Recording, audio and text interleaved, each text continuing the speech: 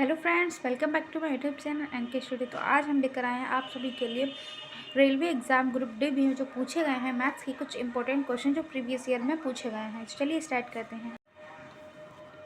तो हमारा first question है कि ये जो हमें ऑप्शंस दिए गए हैं इसमें हमें ये बताना है कि 4 एंड 8 से इसमें से कौन सी संख्या डिविजिबल है। जो 4 से भी डिविजिबल हो और जो 8 से भी डिविजिबल हो, इसमें से कौन सी ऐसी संख्या है। तो इसके लिए हम क्या करेंगे, हमें पता है कि जो देखो जो 4 से डिविजिबल होगी वो ऑटोमेटिक 8 से डिविजिबल होगी और जो 8 से डिविजिबल होगी वो 4 से डिविजिबल होगी। क्यों? क्योंकि 4 के पहाड़े में 8 आता है। 4 कम 4 4 दूनी 8 आता है। यानी अगर 4 के पहाड़े में 8 आता है तो जो 8 से डिविजिबल होगी वो ऑटोमेटिक 4 से डिविजिबल होगी ही होगी। तो इसीलिए हम देखते हैं कि 8 से हमारी ये वाला आंसर ठीक होगा, 38 24। अब नेक्स्ट क्वेश्चन है कि विच ऑफ फॉलोइंग, ये हिंदी में देखते हैं, निकटतम अनुमानित मान है जो कि निम्नलिखित समीकरण में प्रश्नवाचक के स्थान पर आएगा। मतलब जो हमारा जो क्वेश्चन दिया गया है इस क्वेश्चन को हमें सॉल्व करना है। तो जैसे कि हमें सभी को पता है कि बोर्ड मास का नियम हम इस पर लागू करेंगे। तो बोर्ड मास के नियम में क्या होता है, सबसे पहले डिवाइड, बट डिवाइड है ही नहीं यहाँ, तो हम देखेंगे मल्टीप्लाई हमारा ये है, तो इसको हम पहले इसकी और इसकी गुणा कर लेंगे। जब हम इसकी और इसकी गुणा करेंगे तब हम ये इसकी गुणा की है तो हमारा आंसर आएगा 79.0, तब हमारा आंसर आएगा 75.57 प्लस 4.41 माइनस 0.9। फिर इसमें हम इसको जोड़ देंगे। इसको हमने जोड़ दिया, इसको हमने जोड़ दिया। जोड़ने के बाद हम ये चीज़ घटा देंगे 0.9 जब हम घटा देंगे तो हमारा आंसर 79.08 आ जाएगा। 79.08 आ जाएगा, ये हमारा रियल आंसर है। अब दूसरा क्वेश्चन है find the value of √2 plus √2। अगर इस टाइप के अगर क्वेश्चन आ रहे हैं तो हमको एक फार्मूला हमें सदैव याद रखना है कि √a फिर √a प्लस √a, जो हमको याद करना है। ये होता है, हम बड़ी वाली इसके फैक्टर करेंगे एक। जैसे मान लिया इसके फैक्टर करेंगे, इसके फैक्टर में जो बड़ी संख्या होगी, मतलब इसका 2 फैक्टर करेंगे, इसके फैक्टर में जो बड़ी संख्या होगी, और ये अगर यहाँ पे पॉजिटिव है तो जो बड़ी संख्या होगी वो हमारा आंसर आ जाएगा। अगर यहाँ पे माइनस है अगर तो फिर हम छोटी संख्या लेंगे। जैसे एग्जाम्पल के फॉर यहाँ पे 9 यहाँ पे 8 लिया हमने, प्लस 8 इधर देखते हैं। जैसे 2 है, 2 के फैक्टर क्या होंगे, 1 और 2 होंगे, जाहिर सी बात है। 2 एक कम 2, तो 2 के फैक्टर क्या होंगे, 1 और 2 होंगे। और यहाँ पे पॉजिटिव लगा है तो हम बड़ी वाली संख्या लेंगे, यानी 2 ले लेंगे। जब हमने 2 ले लिए तो हमारा 2 आंसर हो गया। अगर यहाँ पे माइनस होता।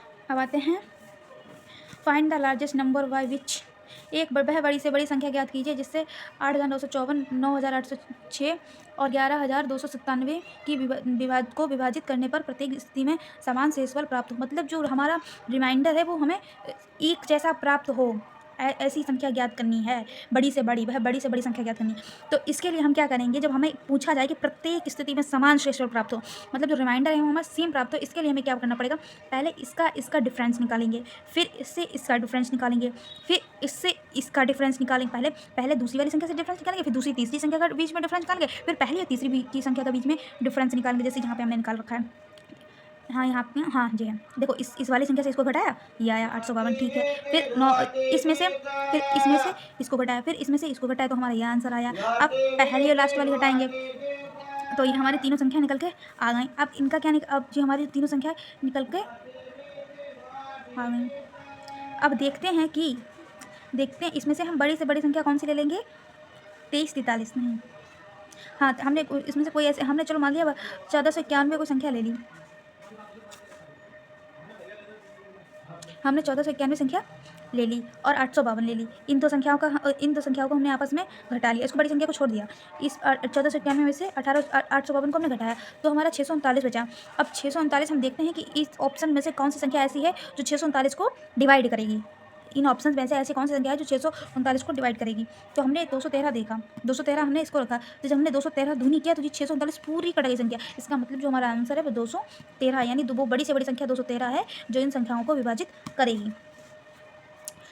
2 कोण पूरक हैं, बड़ा कोण छोटे कोण को माप की 3 गुना है, 6 कम है, तो बड़े कोण का माप क्या है।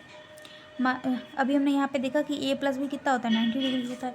तो a प्लस भी कितना है, 90 डिग्री है, क्योंकि जब 2 पूरक कोण होंगे यानी कॉम्प्लीमेंट्री जब एंगल होंगे तो उनका जो सम होगा वो a प्लस भी इक्वल टू 90 डिग्री होगा। तब हमने माना कि क्योंकि हम ऑप्शन से ही क्वेश्चन देखते हैं, ऑप्शन से ही हमको लगाना होता है, तो हम 66 पहला ऑप्शन अगर यहाँ पे रखते हैं एक, क्योंकि बड़ा चाहिए, बड़ा तो हम पता है, क्योंकि हमें बड़ा तो पता है, हमें छोटा कोण ज्ञात करना, तो हैं। तो हम देखते हैं कि सबसे बड़ा कोण ले लिया हमने 66 + b = 90। तो हम 90 में से 66 घटाएंगे तो हमारा 24 बचेगा। अब जो 24 हमारा छोटा कोण आ गया। अब छोटे कोण के 3 गुना, तो मतलब 24 की गुणा 3 से करें तो 72 आ गया। से 6 कम है तो 6 माइनस कर देंगे, कितना आ गया, यानी हमारा जो हमने उठाया था हमें वही मिल गया। इसका मतलब ये हमारा ऑप्शन से जो पहला सही है, 66। यदि x + 1/x = 3 है तो x की पावर 6 + 1/x की पावर 6 का मान ज्ञात कीजिए। तो इसके लिए सबसे पहले हमें क्या करना पड़ता है, हमें वैल्यू पता होनी चाहिए। x² + 1/x² = 3। इसकी जो x² + 1/x² की जो वैल्यू होती है वो कैसे निकालते हैं, जो हमें इक्वल टू में दिया गया है 3। क्या दिया गया है, 3 दिया गया है। कितना दिया गया है, 3 दिया गया है।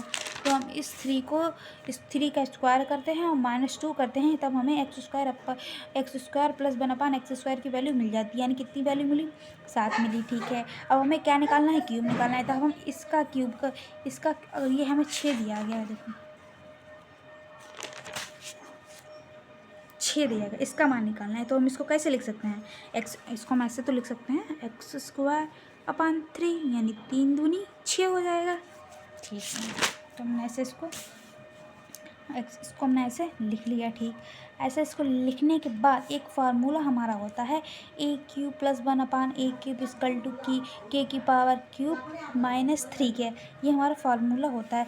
तो हमारा जब a+1 इसको तो हमने a मान लिया, x² को हमने a लेट कर लिया, तो a + 1/a की जो वैल्यू है वो कितनी वैल्यू है, 7 दी गई है। ठीक है, तो हम a³ की अगर हम वैल्यू निकालेंगे तो कैसे निकलेगी, a³ + 1/, जो हमें जो 7 दिया गया था इसका क्यूब करेंगे। यहाँ k की वैल्यू तो हमने 7 मान ली, तो इसका क्यूब करेंगे और -3 के दिया है, और 3 × k की वैल्यू कितनी है, 7 है, तो 7 से गुणा कर देंगे। यानी 7 का क्यूब कितना होता है, 343 होता है। तो 343 - 21, 343 - 21 कितना बचा,